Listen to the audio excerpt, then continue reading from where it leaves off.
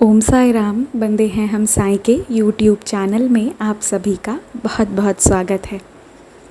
मैंने आप लोगों को एक विठोबा से जुड़ा अपना एक्सपीरियंस शेयर किया था और मैंने आपको बताया था कि कैसे मुझे घर पे ही जगन्नाथ जी, जब मुझे कृष्ण जी की इच्छा हुई तो मुझे जगन्नाथ जी के वो फ़ोटो मिल गए जो 2 साल पहले मुझे कोई दिए थे और तब मैं उन्हें पूजा नहीं करती थी पर अब करने लगी।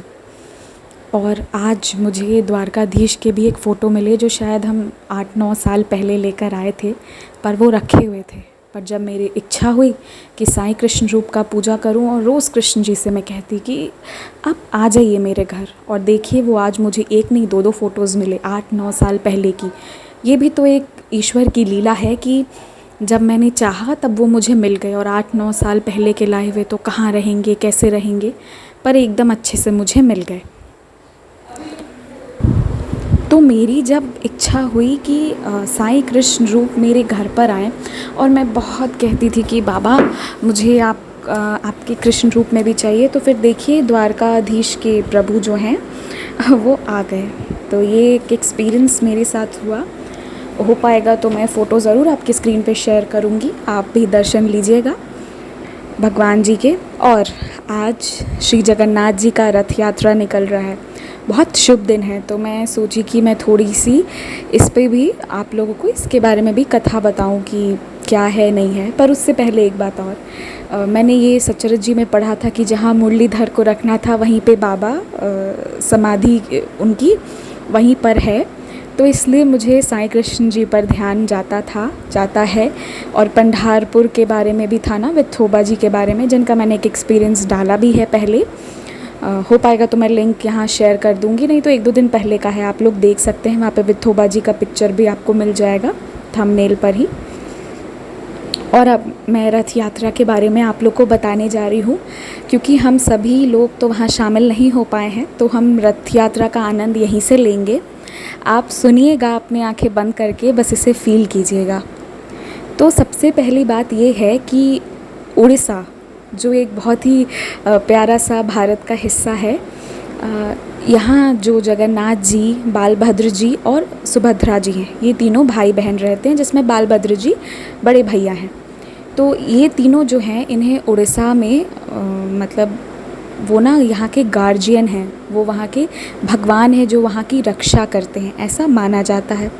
और जो ये रथ यात्रा निकलती है ना, तो कैसे महाभारत में कृष्ण जी का वृंदावन से द्वारका जाना, वो जो सिंबॉलिक था ना, वही यहाँ पे डिनोट, उसी सिंबॉलिक को यहाँ मनाया जाता है कि भगवान जी वृंदावन से द्वारका जा रहे हैं, अपने घर जा रहे हैं। और वो क्यों जा रहे हैं? क्योंकि वो जो इतने उनके श्रद्धालु और उनके परिवार वाले, उनके चाहने वाले हैं, उनके चाहत, उनके प्यार के लिए वो ये यात्रा शुरू करते हैं। इसीलिए ये रथ यात्रा होती है, जो एक तरीके से आप कह सकते हैं कि ये यूनिटी को डिनोट करता है कि यहाँ पे सभी साथ हैं। क्योंकि बुद्धिज़्म, जैनिज़्म, इन सारे धर्मों में भी हम ये देखे हुए हैं कि कैसे यात्राएं निकलती थी। क्यों? बाबा का भी तो रथ निकलता है ना, बाबा की पालकी भी निकलती है, जिसमें सभी होते हैं, सभी जश्न मनाते हैं। तो ये जो यात्राएं निकलती हैं वो ये बताता है कि सभी ईश्वर के बंदे हैं और सभी जश्न मनाएं, और ईश्वर सभी के पास आ रहे हैं, प्यार करने आ रहे हैं, आशीर्वाद देने आ रहे हैं। और ये जो यात्रा होती है ना, ये लगभग 9 दिनों की यात्रा होती है। अब यात्रा से पहले 1 महीने पहले क्या होता है ना कि स्नान पूर्णिमा मनाया जाता है, जिसमें क्या होता है कि 108 घड़े से भगवान जी को नहलाया जाता है। और पानी जो है वो वहाँ के नॉर्थ, यानी कि उत्तर होता है ना, नॉर्थ, हाँ, वहाँ से वहाँ पे जो वहाँ कुआं है, वहाँ से पानी लगातार लाके भगवान जी को नहलाते हैं। ये बहुत ही प्यारी सी स्टोरी है, इसे सुनिएगा आप लोग। जब भगवान जी को नहलाते हैं ना, तो वहाँ से कंटिन्यूड पानी लाके नहलाते हैं। और कैसे हम साईं बाबा का पहले स्नान होता है, तो हम लोग आरती के समय से एकदम पहले से बैठे रहते हैं कि बाबा का स्नान होगा, फिर बाबा का श्रृंगार होगा, फिर आरती की जाएगी। वैसे ही श्रद्धालुगण जो होते हैं, उन्हें ये देखने का शौक़ होता है कि कैसे उनके भगवान जी को नहलाया जा रहा है, सब कुछ किया जा रहा है। उसके बाद जब वो नहा लेते हैं, नहाने के बाद उनको ना जो कृष्ण जी हैं और बालभद्र जी हैं, वो दोनों काले और सफ़ेद हाथी के रूप ले लेते हैं। उस वक्त उन्हें हाथी का फॉर्म दिया जाता है, जिसको हाथी वेश यानी कि गणेश वेश, हाथी वेश या गणेश वेश के नाम से जाना जाता है।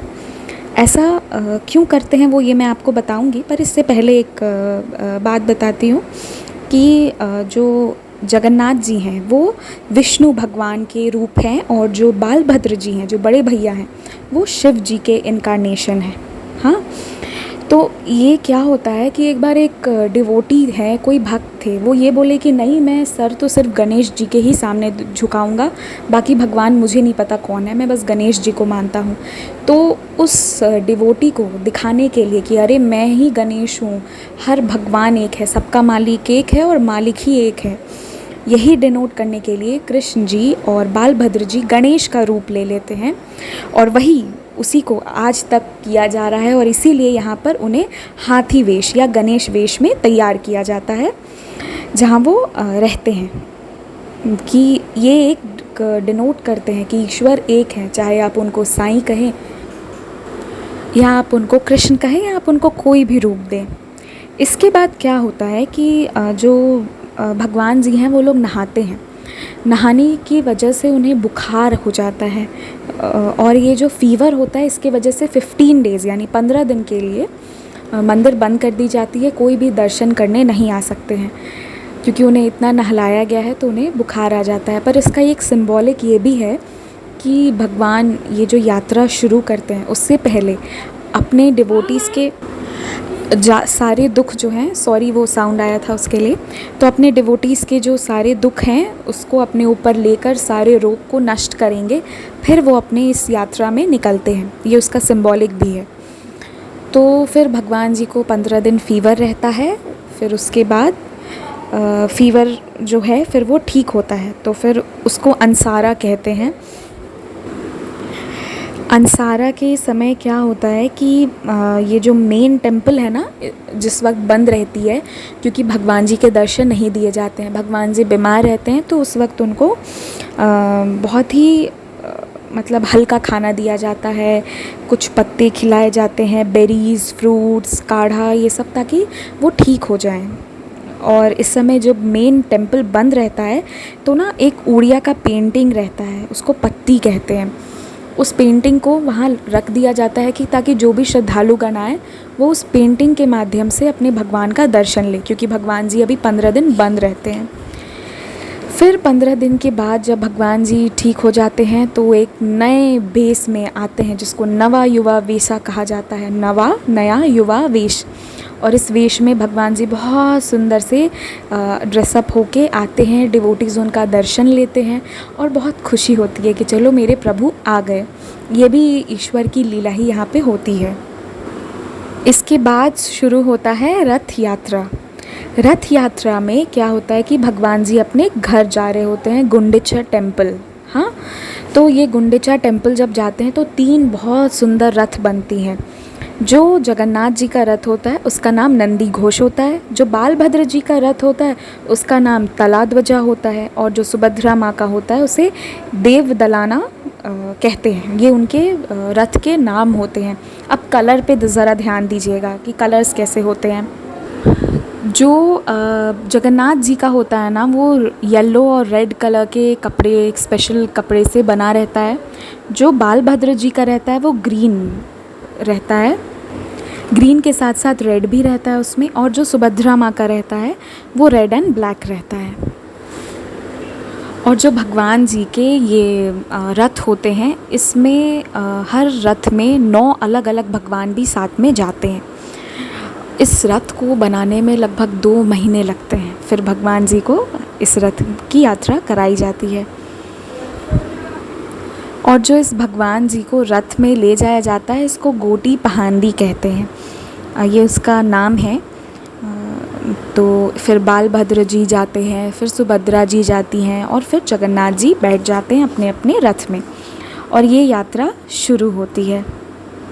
गोटी पहांदी एक ऐसा इसका भी एक बहुत ही यूनिक सा सिंबल है। वो ये है कि जो पुरी के राजा होते हैं, माना जाता है कि वो भगवान का जो रथ होता है उसको एक ऐसे झाड़ू से साफ़ करते हैं जिस झाड़ू को पकड़ते हैं ना, जो हम झाड़ू को, वो सोने से बना हुआ झाड़ू रहता है, क्योंकि उस साम्राज्य का, वहाँ पुरी के जो राजा रहते हैं और जो वहाँ का साम्राज्य रहता है, वहाँ का जितना भी सोना जो भी कुछ होता है वो भगवान जी का होता है। तो यहाँ पे ये माना जाता है कि चेरा पहानरा, यानी कि जितने भी भगवान जी हैं, जो किंगडम है वहाँ का, वो जितना भी उनका सामान है या जो भी कुछ है वो पूरी तरह से वो भगवान जी पे सरेंडर करते हैं। ये वहाँ की मान्यता है। इसलिए पहले वहाँ के राजा जो हैं उनके रथ को साफ़ करते हैं सोने के झाड़ू से। फिर 2 मील की ये यात्रा गुंडीचा टेम्पल तक शुरू हो जाती है। इसमें 1 या 2 दिन लगते हैं इस यात्रा में। और जो नंदी घोष है, यानी कि जो जगन्नाथ जी की का रथ रहता है ना, वो भी बहुत बड़े बड़े रथ रहते हैं। 42 फीट हाइट तक रहता है, 42 फीट हाइट तक वो रहता है। तो आप समझ सकते हैं कि इसको ले जाना बहुत मुश्किल होता है। भगवान का नाम लेके सारे डिवोटीज़ खुशी खुशी ले जाते हैं, पर उसका वेट बहुत होता है क्योंकि उसमें भगवान जी भी होते हैं। वो लकड़ी का बना होता है। तो खैर, भगवान की कृपा से वो चला जाता है। फिर 7 दिन के लिए भगवान जी गुंडीचा टेम्पल में रहते हैं। तो इस 7 दिन के दौरान 5वें दिन क्या होता है कि लक्ष्मी माँ जो है वो अपने मतलब सेवक के साथ आती हैं और विष्णु जी यानी कि जगन्नाथ जी से गुस्सा हो जाती हैं कि आप इतना बड़ा यात्रा निकाले और मुझे इनविटेशन क्यों नहीं आया, मुझे क्यों नहीं बुलाया। और वो इतना गुस्सा हो जाती हैं कि वो उस वहाँ का जो उनका रथ होता है ना, नंदी घोष, उसका एक टुकड़ा तोड़ देती हैं वो। इसको हीरा पंचमी के नाम से कहा जाता है कि आप अकेले इतनी बड़ी यात्रा निकाल लिए, मुझे क्यों नहीं बुलाया। फिर भगवान जी ये सोचते हैं कि अरे ये तो बहुत नाराज़ हो गई हैं, तो हमें वापस ही चला जाना हमारा ठीक है। तो जो यात्रा वापस गुंडीचा टेम्पल से आती है उसे हम बाहुदा यात्रा कहते हैं। और वहाँ पे वो अपनी मासी के यहाँ रुकते हैं ना, मासी बाड़ी में बीच में। तो वहाँ पे पोदा पिठा खाते हैं, जो उड़ीसा का बहुत फेमस डिश है। जब भी उड़ीसा जाएं तो ज़रूर खाइएगा। फिर भगवान जी अपने मंदिर पहुँचने के बाद, जब वो अपने मंदिर पहुँचते हैं तो फिर वो 1 दिन अपनी पालकी में रहते हैं। फिर अगले दिन उन तीनों को ना बहुत सुंदर से सोने से सजाया जाता है, जिसको सोना वेश कहते हैं। और ये डिनोट करता है कि इस साम्राज्य का जितना भी सोना है वो श्री जगन्नाथ जी के चरणों में अर्पित है, मतलब तीनों भगवान के चरणों में अर्पित है। फिर उसके अगले दिन अध्रपान होता है, यानी कि वहाँ भगवान जी को एक बहुत स्पेशल सा शरबत दिया जाता है। और वो शरबत पीने के बाद, शरबत पिलाने के बाद जो शरबत बच जाता है ना, वो बर्तन के साथ तोड़ के उसे अलग रख दिया जाता है। ये माना जाता है कि ये जो बचा हुआ खाना है, ये हम जो हमारे पूर्वज हैं या जो प्रेत आत्माएं हैं, ये उनको डेडिकेट कर रहे हैं कि वो इसे लें और उन्हें उनके उस जीवन से मुक्ति मिले। जो पूर्वज थे या जो प्रेत आत्माएं हैं वो भटके ना, उन्हें मुक्ति मिले, इसलिए ये खाना उनके लिए छोड़ दिया जाता है। तो इस तरह बहुत खूबसूरती से ये जश्न मनता है। फिर अगले दिन जब भगवान जी मंदिर के अंदर जाने लगते हैं तो लक्ष्मी माँ दरवाज़ा बंद कर देती हैं, वो घुसने नहीं देती हैं। उनका तो गुस्सा था कि अकेले यात्रा कर रहे हो। तो पता है भगवान जी क्या करते हैं, वो रसगुल्ला खिलाते हैं लक्ष्मी माँ को और फिर इस तरीके से मनाते हैं। रसगुल्ला खाने के बाद लक्ष्मी माँ मान जाती हैं, फिर दरवाज़ा खुलता है और भगवान जी फिर अपने मंदिर में आ जाते हैं। तो इस तरीके से ये रथ यात्रा चलती है। बहुत खूबसूरत सी ये रथ यात्रा है। तो आप लोग भी भगवान जी से मनाइएगा कि प्रभु आप जैसे अपने लोगों से मिलने जा रहे हैं, आप मेरे घर भी आइए और हमें आशीर्वाद दीजिए, इस दुनिया से कोविड हटा दीजिए भगवान। अब आप लोगों को पता है, 1-2 बातें बताती हूँ उस मंदिर से जुड़ी कि वहाँ पे जो झंडा वहाँ पे लगा हुआ है ना, तो जनरली जैसे हवा जिस दिशा में जाती है तो ऑब्वियस है कि झंडा भी उसी दिशा में वो ऐसे ऐसे लहराना चाहिए। पर यहाँ जगन्नाथ पुरी में जो झंडा है वहाँ उसका उल्टा लीला है। जिस दिशा में हवा होगी वो उसकी उल्टा दिशा में लहराती है। और एक बहुत रोचक बात, जो वहाँ पे कृष्ण जी का सुदर्शन चक्र है वो पूरे शहर को नज़र आता है। लेकिन इसकी सबसे बड़ी बात ये है कि इस सुदर्शन चक्र को जिस दिशा से कोई भी शहर में कहीं से भी देखता है तो वो उसी दिशा में फेस करता है, यानी वो एकदम आप कहीं से भी देखिएगा तो लगेगा कि वो सुदर्शन चक्र बिल्कुल आपके सामने है, जबकि सुदर्शन चक्र को एक ही दिशा में रखा गया है, पर आप उसे जिस दिशा में देखिएगा तो वो आपको उस दिशा में दिखेगा। ये एक बहुत बड़ी आशीर्वाद है। और जो सबसे बड़ा ध्वज है ना, वहाँ धूप की रोशनी में कभी भी उसकी परछाई नहीं बनती। ये सब ईश्वर की ही लीला है, कुछ अलग अलग लीला जो ये दिखाते हैं कि बच्चों मैं हूँ तुम्हारे साथ। और वहाँ के प्रसादम के बारे में तो आप लोग जानते ही होंगे कि वहाँ पे 7 जो बर्तन हैं उसको एक साथ एक के ऊपर एक रख के बनाई जाती है प्रसाद, पर जो सबसे ऊपर है वो सबसे पहले बन जाता है और जो सबसे नीचे है वो सबसे आखिरी में उसमें प्रसाद बनकर तैयार होती है। ये भी एक अद्भुत लीला है कि सबसे ऊपर वाला जो गैस से इतना दूर है, मतलब जो आग से इतना दूर है, वो पहले बन जाता है और जो पास है वो लास्ट में बनता है। और ये जो प्रसाद बनता है ना, ये ऑलमोस्ट 25,000 लोगों के लिए बनता है, लेकिन इस पे भी एक बहुत बड़ी लीला है। वो लीला ये है कि ये प्रसाद अगर किसी दिन ज़्यादा लोग आ गए तो ये प्रसाद घटता नहीं है, और अगर किसी दिन कम लोग आए तो ये प्रसाद बर्बाद नहीं होता है। मतलब बनता उतना है पर ऐसा होता है कि हर किसी को मिल जाता है और वेस्ट भी नहीं होता है। ये बहुत बड़ी लीला है। ये जगन्नाथ जी की एक छोटी सी कहानी जो मैं समझ पाई और आप लोगों को सुना पाई। आई होप कि आप लोगों को ये स्टोरी अच्छी लगी होगी।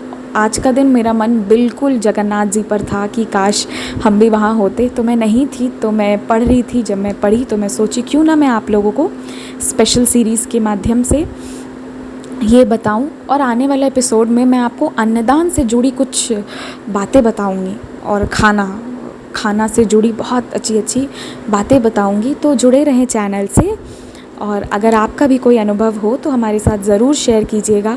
रथ यात्रा का आनंद लें और भगवान से कहें कि हे भगवान, आप हम सबकी रक्षा कीजिए, हम सबको आशीर्वाद दीजिए और हमसे भी मिलने आइए, हमारे पास भी रहिए, ऐसा कहिएगा। ओम साई कृष्ण हरे मुरारी। ओम साई राम।